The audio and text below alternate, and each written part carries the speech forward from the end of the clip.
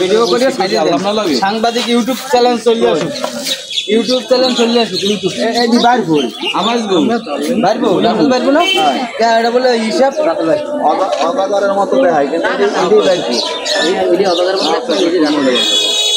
আপনি যে এই যে রাসেল ভাইপারটা ধরে আনছেন, ঠিক আছে, এটা কিভাবে ধরলেন আর এটা কই থেকে আপনি সংগ্রহ করছেন?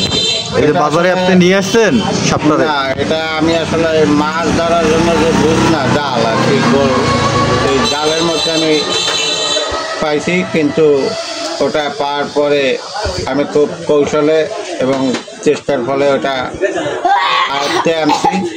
ওটা একটা বাক্সের মধ্যে আছে। তা আমি এইটা নিয়ে নিজে একটা গবেষণা চালাম। গবেষণাটা হচ্ছে বর্তমান সময়ের বর্তমান যুগে নারীরা ভালো অতি উত্তম নাকি রাসেল বাইপাস অতি উত্তম।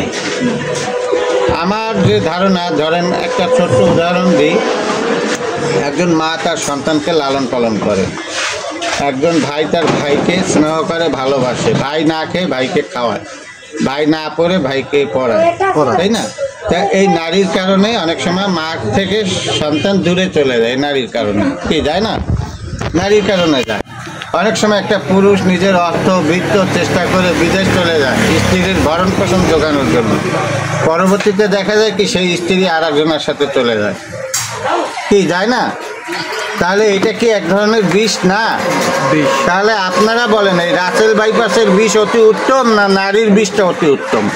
আসলে এই সমাজে নারীর বিষটাই হলো ভয়ঙ্কর, নারীর বিষটা ভয়ঙ্কর। রাসেল বাইপারের বিষ তো ইনজেকশন দিলে। তাহলে এখন কথা হচ্ছে কি, এই রাসেল বাইপাসের চাইতেও ভয়ঙ্কর যে রাসেল বাইপাসগুলো আমাদের সমাজে প্রচলিত আছে বর্তমানে, আমাদের ডাইনে বামে সামনে পিছে, এদের কিভাবে আপনারা ধরবেন, নিধন করবেন কিভাবে, সেটার ব্যাখ্যা দেন। রাসেল বাইপাস যে সাপটা, এর বিষ দ্বারা আমরা অনেক উপকৃত হই, এর বিষ দ্বারা ক্যান্সারের ভ্যাকসিন তৈরি হয়, মানুষের জীবন বাঁচে। কিন্তু এই যে কিছু কিছু নারীরা আছে, এদের বিষ দ্বারা মানুষ আক্রান্ত হলে যার পরিণতি তো মৃত্যু, বাঁচার উপায়টা কোনো ইনজেকশন দিলে সারবে। তাহলে এখন আপনি বলেন রাসেল বাইপাস অতি উত্তম নাকি নারীর অতি উত্তম? আমি তো জানি যে রাসেল বাইপারের ভ্যাকসিন বেরিয়েছে, কিন্তু নারীর তো কোনো ভ্যাকসিন বাইরে না। ভ্যাকসিন বাইরে নাই তো, ওদের ভ্যাকসিন তো বাইরে না। নারী আঘাত করলে কোনো ভ্যাকসিন আছে? নারী আঘাত করলে কবিগুরু রবীন্দ্রনাথ কেন বলছিল যে নারীর প্রেমে মিলনের সংকার বাজে আর পুরুষের প্রেমে বিচ্ছেদের বেদনা? এটা তো কবিগুরু রবীন্দ্রনাথের কথা, আপনার আমার কথা না। নারী মিলনের তৃপ্তি পায়, তাই না? আর পুরুষের জীবনে ঘটে কি বিচ্ছেদ, বিরহ, বেদনা, এছাড়া আর কি। তাহলে নারীর ভ্যাকসিন কি মূলত আমরা নারীর ভ্যাকসিন আজ পর্যন্ত খুঁজা কোনো সায়েন্টিস্ট বার করতে পারে না। নারীর ভ্যাকসিন তো পাবেন না, কিন্তু রাসেল বাইপারের নারীর ভ্যাকসিন পাবেন না, কিন্তু নারীর দংশন পাবেন। দংশন পাওয়া যাবে, যেমন একটা সর্প দংশন করলো, একটা সর্প যদি দংশন করে সঠিকভাবে চিকিৎসা সেবা করলে মানুষটার কোনো ক্ষতি হয় না, কথাটা খেয়াল করেন।